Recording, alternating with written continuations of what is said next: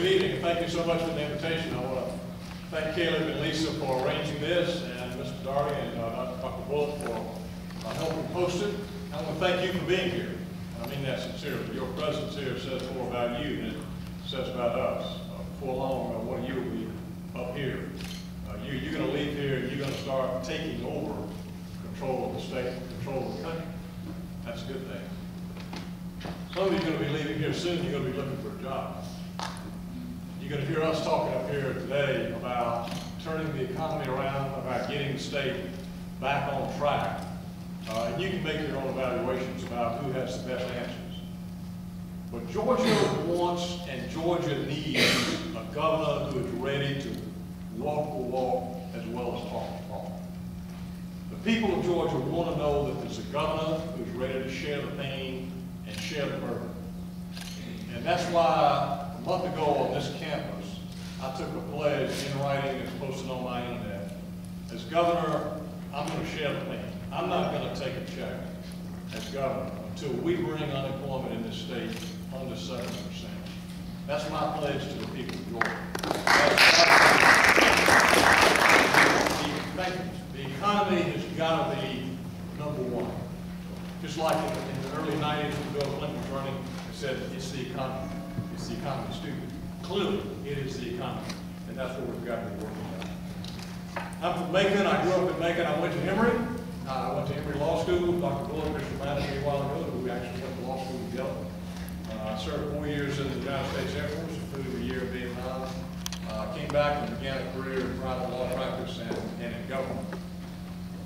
I've been blessed to serve you in a number of positions in government.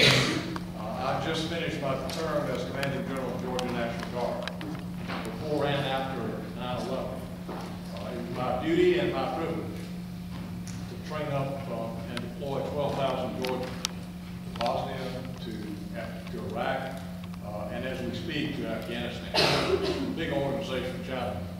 Some time ago, I was your Secretary of State, and I turned that office around, and the first year, I returned money to the state treasury. And then later, I became the State Revenue Commissioner of Georgia, and I was able to cut employment taxes by $200 million to give that money back into the economy. And then early in my career, I was the Deputy Commissioner of Revenue, and I was charged by then Governor Carter with heading up the first investigation of organized crime in the history of the state. I didn't plan it this way, but my whole career has been taking over tough, complicated organizations that cried out for strong leadership, that cried out for somebody who would step up with vision and who would turn plans and ideas into reality and find real solutions to the problems. That's the kind of leadership that I'll bring to the office of governor.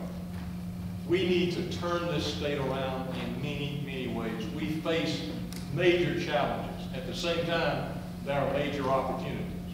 I'll bring the leadership to tackle the water crisis and the transportation crisis and the educational, generational challenge to turn public education around in this state so that we are a globally competitive place to work, a place where companies wish to bring not just their headquarters, but their manufacturing operations and their communications operations and all of those good paying jobs that you want and that you want your children to have. That's the kind of leadership that I'll bring to the state of Georgia. My name is David Poythress. I'm a Democratic candidate for governor of Georgia, and I ask you for your